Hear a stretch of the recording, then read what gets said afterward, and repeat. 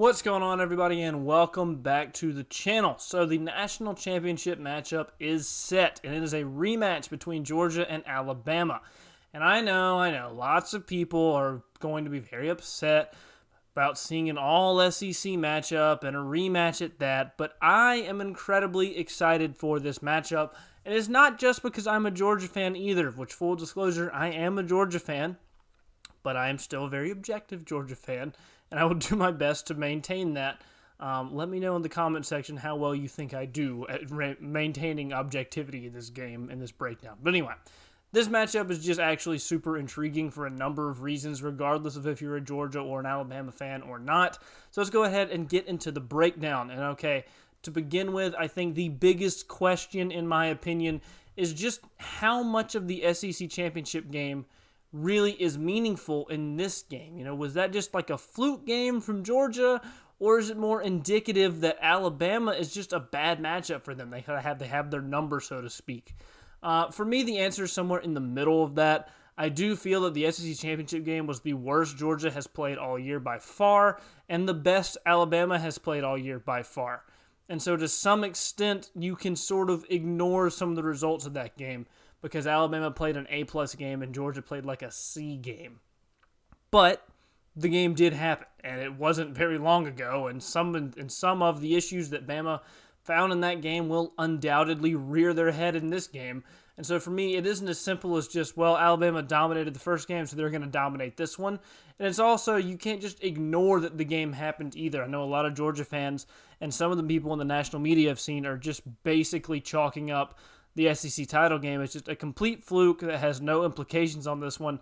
I don't think that's fair. I think there's definitely implications from that game in this one. I also know there's a lot of Alabama fans who are going to say, well, we beat them the first time by this much, so we're definitely going to beat them easily again the next time. I don't feel like that's true either. I feel like it's definitely somewhere in the middle. There are parts of the first game that you need to take and can carry them over into this game, and then there are other parts that you can kind of throw out and ignore to some extent. Now, let's look at the Georgia offense against the Alabama defense. So to me, the biggest matchup to watch here is the line of scrimmage, which is almost always true in these big games. Georgia needs to be able to keep Stetson Bennett clean if they want to win this game. The numbers are incredibly clear on this. When he is not pressured, statistically, Stetson Bennett is an elite-level quarterback, which is kind of weird for me to say as a guy who's kind of been a JT Daniels guy all season. But the numbers are there. When he's not pressured, Stetson Bennett is outstanding. However, when he is pressured, he becomes one of the worst quarterbacks in the country just like that. His numbers when pressured are terrible. And in the Michigan game, you saw Stetson never sacked. Because of that, he absolutely torched the Michigan defense, over 300 yards, no turnovers.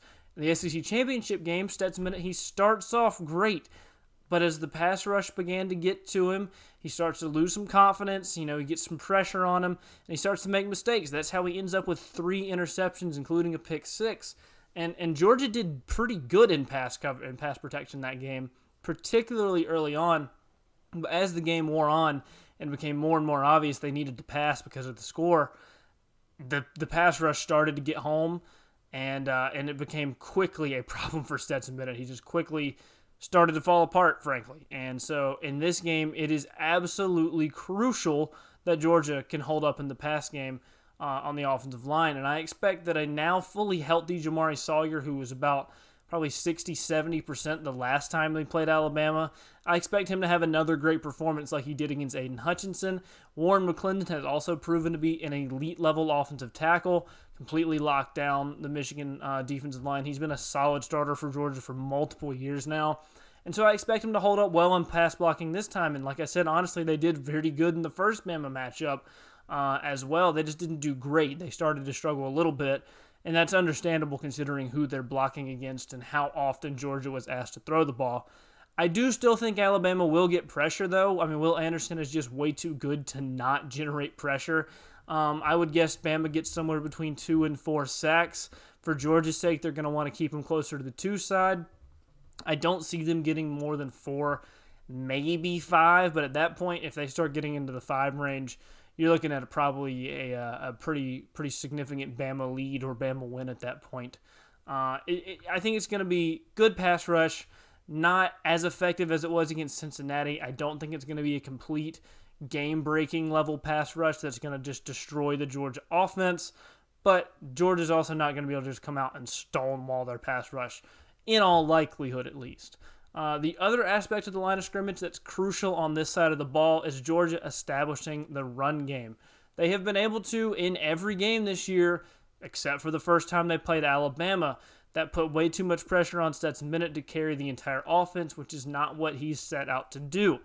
It's not what he's built for. It's not what the offense at all is built for, regardless of who's at quarterback. In the first matchup, Georgia rushed for 3.6 yards per carry.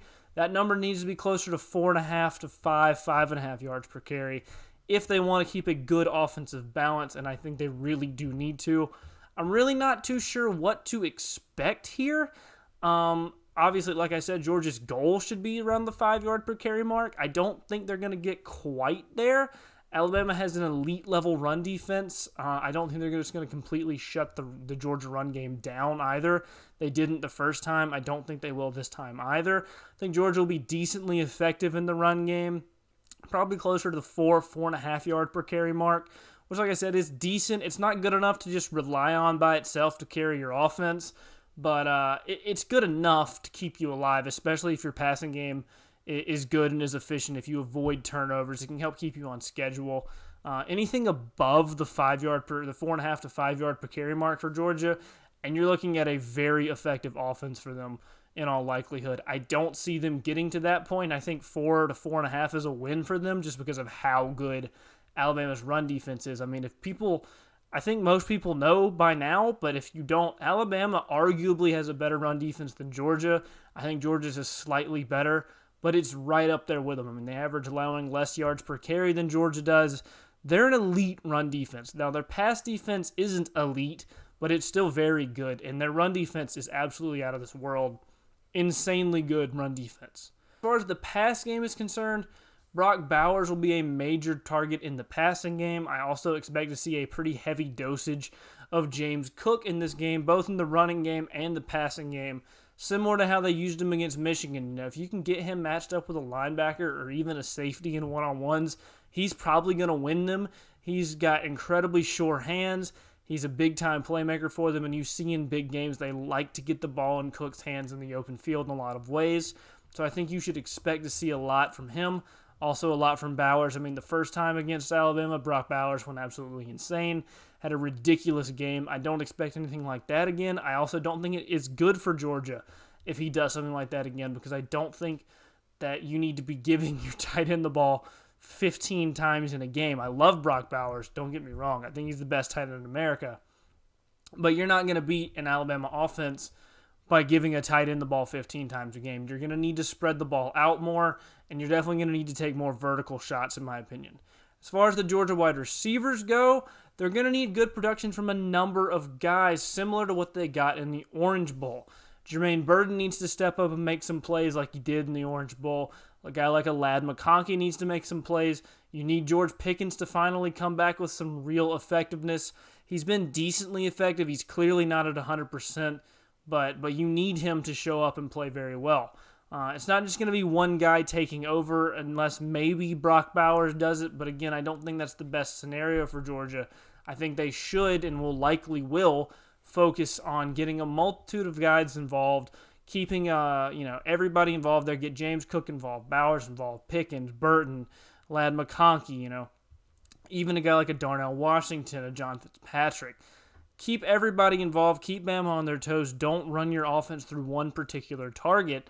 And I think that is a much better recipe for success. I think that's what Georgia's going to shoot for, especially when you look at Alabama. They're a little bit weaker at the cornerback spot in this matchup than they were last time these two plays without Josh Jobe. Now, Jalen Armour-Davis is playing, but he's not 100% yet, and so Cincinnati, I thought, would have been able to take more advantage of that. You really didn't see it in that game because Desmond Ridder was completely incapable of pushing the ball down the field. I think Georgia will test those corners a lot more than Cincinnati did, and I think that'll definitely be a matchup that'll be fun to keep an eye on.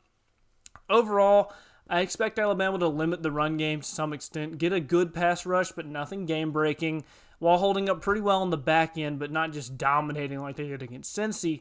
After all, in the first matchup, Stetson Bennett went for over 300 yards, despite really not playing all that well. I think Georgia's going to look to maintain balance on offense and also utilize a multitude of weapons, not just one or two guys. It's what they've done all year, especially when they're at their best.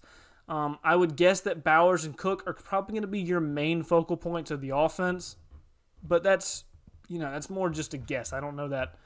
I don't know that for sure. Obviously, that's what I would do if I was Georgia, but to me, all this sort of leads and adds up to Georgia having an effective but not dominant offense. Should be good enough to get them around the 30-point mark, give or take a touchdown there.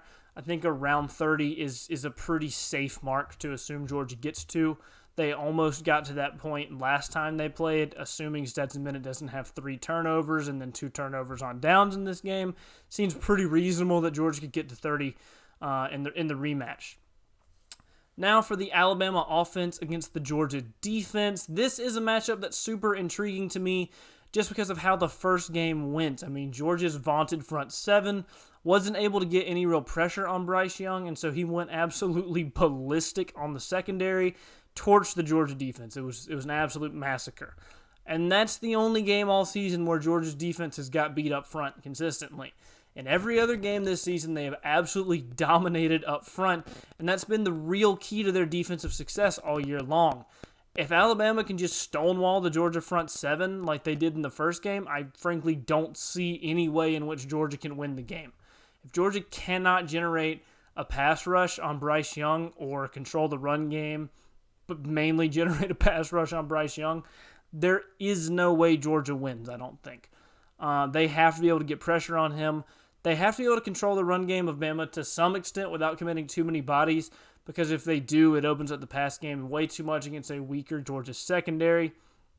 I have confidence, though, that Georgia will be able to limit the Bama rushing attack fairly well. Keep them under wraps for the most part. It'll take more effort than in the first time they played because Brian Robinson was very much injured. He'll be fully healthy in this game for the national title. But honestly, I don't expect Bama to really even try to test the Georgia run defense very much in this manner. I fully expect them to run enough to keep Georgia honest. But mainly, I think they're going to focus on the passing game, partially because I think that's what Alabama is actually better at than the run game. Also, though, because I think they know that if they just want to try to run the ball down Georgia's throat, they're going to have a tough time. Even as good as Alabama is there, they haven't been an elite-level running team all year. Georgia is an absolutely elite-level run defense. And in the first matchup, you saw they didn't need to run. They really didn't need to run at all to beat Georgia. And I think they're going to lean heavily on the passing game. May run a little bit more than they did in the first matchup, just because, like I said, Brian Robinson's now fully healthy again. But I really don't expect much of a running emphasis. Certainly not anything like you saw in the semis against Cincinnati. I think they're going to focus much more heavily on the passing game. Which brings me to that aspect of this side of the ball. Assuming Georgia can get pressure on Bryce Young, I think the secondary performs much better in this matchup than they did the first time around. This is due to a couple of factors, the first of which is simply experience. They've seen this receiver group once before. They'll know it a little bit better. They're not going to be shocked by seeing Jameson Williams' speed in person. They kind of know what to expect to some extent. Also, Chris Smith will be fully healthy in this game, which he was not in the first matchup. Chris Smith was probably about 60-70%, maybe 80%. Regardless, he wasn't at full speed. He wasn't fully healthy there, which I think is a massive thing of importance to note here. I think that really helps the Georgia defense out a lot. Also, going hand-in-hand with the experience thing, I don't think you see Georgia play Dan Jackson in this game, at least not very much, just because he's kind of a coverage liability against these guys. Georgia figured that out in the SEC championship game, and they pulled him there after he got beat by Mechie one time, and you never saw him again in that game. Another reason why I feel the Georgia secondary is going to perform better this time around than they did the first time is because of the guy I just mentioned. The loss of Mechie is huge. Yes, Bama has absolutely no shortage of elite talent at freshman talents at wide receiver. Ja'Cory Brooks, Ajay Hall, JoJo Earl. But they aren't what Mechie is yet. And Mechie had an outstanding first half against Georgia in the SEC championship game. And I mean outstanding first half. He was an absolute problem in that game. And I think losing Mechie is a huge loss. because it allows the secondary to focus heavily on Jamison Williams. Used to, you couldn't devote too much attention to him because Mechie's on the other side and he's going to light you up if you do. But this way, you focus more heavily on Jamison Williams. And who's the other guy that's going to tear you up? Is it Ja'Cory Brooks? I mean, I think I'll take those odds against it being Mechie. Is it Slade Bolden? I'd certainly take those odds against it being Mechie. And so I think that helps the Georgia defense out a lot, particularly in the secondary. And at the very least, just it lets them focus more on preventing Jamison Williams from beating them over the top. They can let him kind of, get 5-6 catches underneath, and they'll be fine. But you just can't let him go for 70-yard touchdowns, particularly if your offense is struggling a little bit. Those one-play touchdowns are massive for momentum. They completely swing the game, and that was a huge problem for Georgia the first time around. Bama hit a few explosives and pulled a lead out against Georgia, and it really ruined the rest of the game plan from that point forward. And it's one thing to plan for stopping Jamison Williams. It's another thing to actually pull it off. But, still, I think losing Mechie really helps them to limit Jamison Williams as well.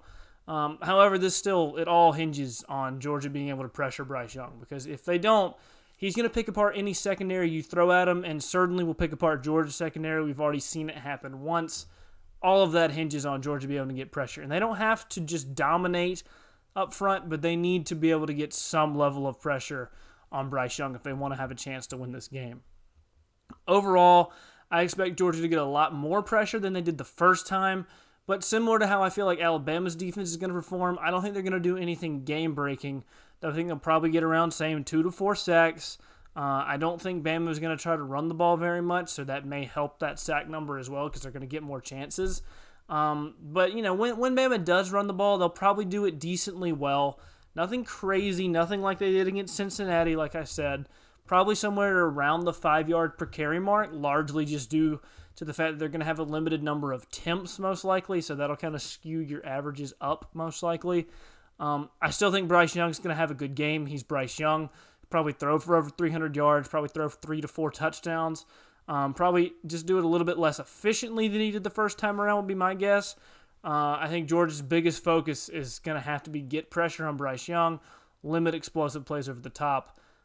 Much easier said than done, obviously, but I think they're going to do that decently well and to be able to keep Bama around the 30-point mark. I mean, yeah, they technically scored 41 in the first matchup. They only scored 34 on offense, and I say only. They scored 34 on offense with a fully healthy John Mechie. Now they don't have him at all. Georgia defense played pretty poorly, and Georgia's offense had multiple 3-and-outs in a row, 2 other turnovers other than the pick 6, plus 2 additional turnover on downs. And in the second half in particular, Georgia's defense really started to lock in a little bit, and that's still without getting much pressure on Bryce Young. So you add in that they can get a little bit of pressure. You don't have Georgia's offense turning the ball over as much as they did, and I think it's pretty reasonable to expect them to keep Bama around the 30-point range. And then now for my X factors in this game, I think the biggest one is the explosivity issue I talked about. Talked about this at length in my Georgia-Michigan preview. For that game, Georgia has a very effective offense, but it is very limited in the fact that it struggles to hit explosive plays, and it needs to stay on schedule to be consistently effective. Now, this wasn't as true in the Orange Bowl. Georgia had probably the most explosive offensive performance they've had in a while there. But because of that, you can see, a lot of times Georgia will win the yardage battle by just an absurd amount. But the scoreboard is a little bit closer. And that's largely due to the fact that Georgia will get a lot of yards a lot of the time and not get points out of it. They'll have a drive go for 40 yards and not get any points. They'll have, a drive end in 3 points pretty often because they don't hit one 70-yard play versus Alabama can have drives go 3-and-out, 3-and-out, 3-and-out, but then they hit one big touchdown, and all of a sudden they're just as effective as your offense who's been moving the ball fairly well but has only put up one touchdown in 4 drives. That is a big X factor in my opinion. The Alabama offense is they're outstanding at hitting just an extreme amount of explosives. They work very well off schedule. If you get Alabama behind the sticks, obviously that's still to your favor, but they're very good at converting third and longs. They're very good at working off schedule, and that comes down to Bryce Young. He allows them to make up for negative plays in a way that Georgia, on average, just can't do. Now, they did it in the Michigan game, although they didn't really have any negative plays, but you don't really expect them to do that. To me, this will be the big tale of the game because both teams are really evenly matched, and I expect both of them to be pretty equally effective on offense and defense. I think the difference is likely going to be if there's turnovers and then also explosives, where Alabama traditionally would have the edge. Now, so for my prediction on the game, and to be honest, this one took a very long time to pick. I'm not very confident in this pick, if I'm being completely honest, because it's so hard to shake the outcome of that first game between these two teams. It's so recent still, and it just lingers in my mind, particularly as a Georgia fan. But with all that being said, I do think Georgia will win this game. I think they're going to win 34-31. Super close nail-biter of a game. Came to this conclusion mainly because I feel that the Mechie loss allows Georgia to limit the number of explosive plays from Jamison Williams. Plus, I think their front seven will perform better than they did in the first game, just due to the law of averages. I mean, they've played 14 games this year. 13 of them, the front seven has been outstanding. One of them, they were terrible. I think you can assume they will at least be decent in this game. It would just make sense that they would be. Also, it's incredibly difficult to beat the same team twice in one season, even if you're a better team than them. I feel like that's another big advantage to Georgia. And if you look at the semifinal matchups, Georgia made a statement in their win against Michigan. They looked outstanding. Alabama, not as much. I mean, they looked very good, but I feel like it's to me at least, Georgia noticeably looked better, looked more impressive, and played a better team than Alabama did. But all of this is just my opinion.